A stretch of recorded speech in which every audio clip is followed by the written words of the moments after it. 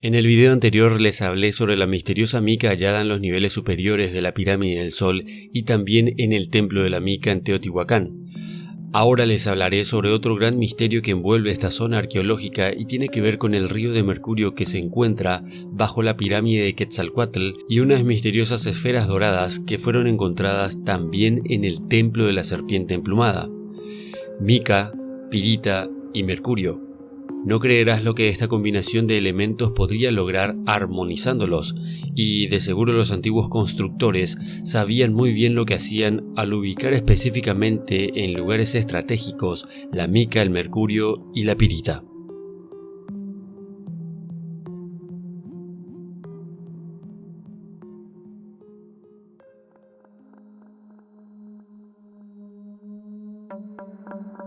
Los arqueólogos creen que el descubrimiento de mercurio líquido en un túnel subterráneo del templo de la serpiente emplumada en Teotihuacán podría representar un río al inframundo y que eso pueda conducir directamente a una de las tumbas reales. Nunca se han encontrado los restos de los reyes de Teotihuacán, entre los más poderosos gobernantes del mundo prehispánico. Tal descubrimiento sería monumental, ya que podría desvelar muchos misterios que rodean a esta antigua civilización. El investigador mexicano Sergio Gómez, que ha estado trabajando en las excavaciones del túnel, dijo que el mercurio líquido ha sido puesto allí para simbolizar un río o un lago al inframundo. Para Sergio, este túnel es la representación metafórica de la concepción del mundo subterráneo. Romero Joyce, profesor de antropología de la Universidad de California en Berkeley, dijo que los mesoamericanos podrían crear el cinabrio, un tipo de mercurio, y que lo utilizaron para decorar objetos de jade y colorear los cuerpos de sus reyes. Los restos de mercurio se han encontrado en otros sitios arqueológicos, 2 mayas y 1 olmeca, todos por el centro de América, pero ninguno en cantidades tan grandes como lo que se descubrió bajo el templo de la serpiente emplumada.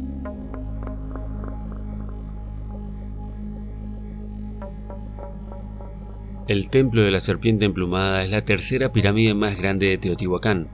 La pirámide escalonada de 6 niveles se construyó utilizando cientos de enormes bloques de piedra que fueron esculpidos majestuosamente, integrando armoniosamente la escultura y la arquitectura para crear este monumento único.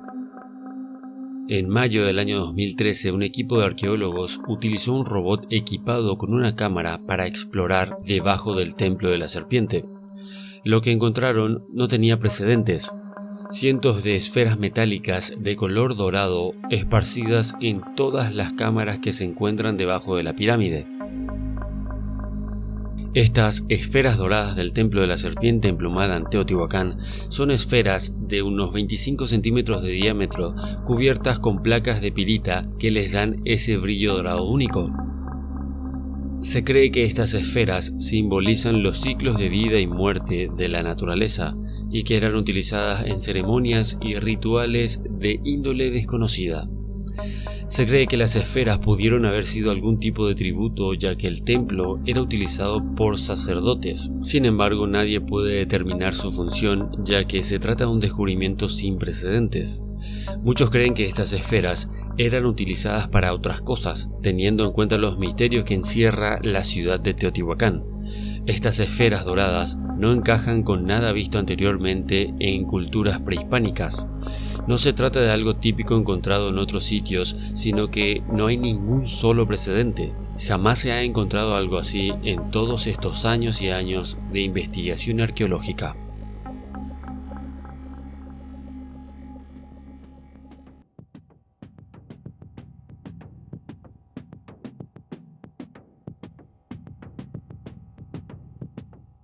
La aplicación de presión a materiales no necesariamente produce energía de manera directa. Sin embargo, hay situaciones en las que la aplicación controlada de presión se puede utilizar para generar energía en determinadas tecnologías, como por ejemplo la piezoelectricidad. Algunos materiales, como ciertos cristales y cerámicas, exhiben el fenómeno de la piezoelectricidad.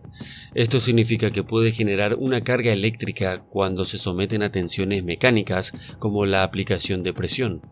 Los dispositivos piezoeléctricos se utilizan en algunas aplicaciones para convertir la presión mecánica en electricidad. Generación de energía mecánica. La aplicación de presión también puede utilizarse para generar energía mecánica, que luego se podría convertir en electricidad mediante un generador eléctrico. Por ejemplo, algunos dispositivos aprovechan la energía generada por la presión de fluidos para impulsar turbinas conectadas a generadores eléctricos. En el caso de la combinación de mica y cuarzo, por ejemplo, bajo presión, es importante destacar que la generación de energía a partir de esta combinación dependería de la respuesta específica de estos materiales a la presión y de si exhiben propiedades piezoeléctricas. Además, la eficiencia y la viabilidad práctica de cualquier sistema dependería de los factores adicionales, como la magnitud de la presión aplicada, la durabilidad de los materiales y la capacidad de capturar y utilizar la energía generada de manera efectiva. Pero la mica por sí sola también tiene unas extraordinarias aplicaciones como por ejemplo aislante eléctrico. La mica es conocida por ser un excelente aislante eléctrico. Su estructura laminar y su capacidad para resistir altas tensiones y temperaturas la hacen adecuada para su uso en aislamiento eléctrico en componentes y dispositivos eléctricos. La mica también tiene buenas propiedades de aislamiento térmico. Puede resistir temperaturas elevadas sin perder sus propiedades estructurales, por lo que se utiliza en aplicaciones donde se necesita aislamiento térmico en presencia de altas temperaturas y también de radiactividad. Separación en equipos electrónicos. En dispositivos electrónicos, la mica se utiliza a veces como material de separación entre componentes conductores para evitar cortocircuitos y mejorar la integridad eléctrica del sistema. En ventanas de equipos de microondas. En el ámbito electromagnético, cierta variedad de mica son transparentes a las microondas. Por lo tanto, se utilizan en ventanas de microondas para permitir la transición de las ondas electromagnéticas mientras proporcionan aislamiento eléctrico. Por último, también se utilizan en capacitores y condensadores. Se ha utilizado mica en la fabricación de condensadores y capacitores debido a la capacidad que tiene para actuar como dieléctrico, separando las placas conductoras y permitiendo el almacenamiento de carga eléctrica, o sea que se puede utilizar para construir baterías.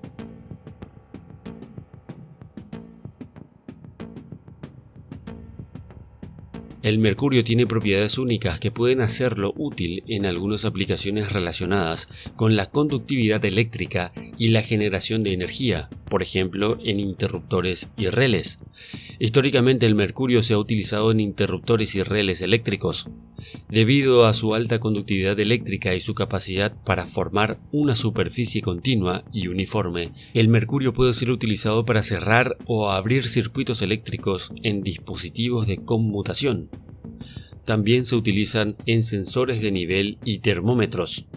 La expansión y contracción uniforme del mercurio con la temperatura lo hace útil en termómetros y dispositivos de medición de nivel.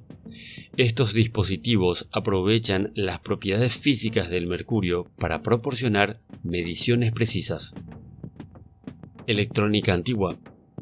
En el pasado, algunos rectificadores de mercurio se utilizaron en electrónica, especialmente en rectificadores de vapor de mercurio en dispositivos de tubo de vacío.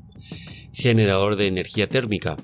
En ciertos ciclos termodinámicos, el mercurio se ha utilizado en sistemas de generación de energía térmica, en donde su expansión térmica se aprovecha para convertir la energía térmica en energía mecánica y finalmente en electricidad. La pirita, también conocida como el oro de los tontos, es un mineral compuesto principalmente por sulfuro de hierro. Aunque no es un buen conductor eléctrico en comparación con los metales como el cobre o el aluminio, tiene algunas propiedades interesantes que podrían ser relevantes en ciertos contextos, como por ejemplo semiconductor. La pirita es un semiconductor natural, lo que significa que tiene una conductividad eléctrica mayor que los aislantes, pero menor que los conductores metálicos. Aunque no es tan eficiente como los materiales semiconductores modernos, como el silicio en la electrónica, tiene aplicaciones en dispositivos donde se requieren propiedades semiconductoras específicas. También, y muy importante, es útil en la generación de energía fotovoltaica. Se ha investigado el uso de la pirita en celdas solares fotovoltaicas. La pirita es un semiconductor tipo P. Esto quiere decir que contiene más carga positiva que negativa, y se han estudiado como materiales para absorber la luz solar y generar electricidad en celdas solares. Potencial en dispositivos electrónicos. La pirita tiene aplicaciones potenciales en dispositivos electrónicos y se están desarrollando tecnologías que aprovecharán sus propiedades semiconductoras en materiales muy eficientes.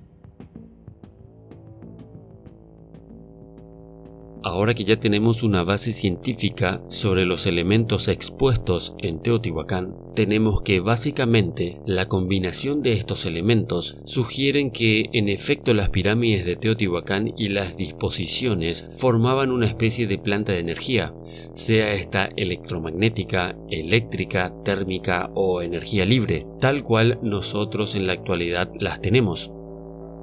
Básicamente la pirita estaría relacionada con la generación de energía fotovoltaica, que a su vez podría ser transportada a través de un túnel repleto de mercurio hacia la pirámide del Sol, que actuaría como una gran batería que aísla, almacena y protege la energía generada. En esta ecuación también estarían interactuando dos materiales muy abundantes, el agua y la luz solar. Esta es una teoría con una base científica. Yo he hecho investigaciones al respecto y es muy posible lograrlo. Todo lo expuesto aquí tiene base científica. Ninguna propiedad de los tres elementos mencionados son inventados. Todas esas propiedades son 100% reales y comprobadas científicamente, y esta teoría no la encontrarás en ningún otro video ni en ningún otro artículo. Así que está en ustedes interpretar si la ciudad de Teotihuacán es solo un conjunto de templos de adoración al sol y a la luna y otros dioses, o en definitiva fue un complejo industrial de energía en el pasado distante. La pregunta es, ¿para qué necesitaron esa energía? ¿Serían máquinas, naves voladoras, o tal vez fue construida con el único fin de abrir portales?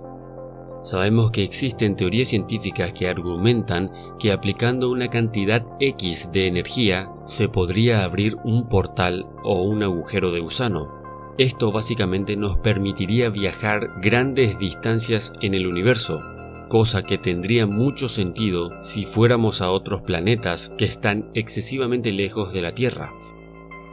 Pero creo que ese tema da para otro video, en donde investigaremos qué relación tenían Teotihuacán, la meseta de Giza y las pirámides chinas con Orión.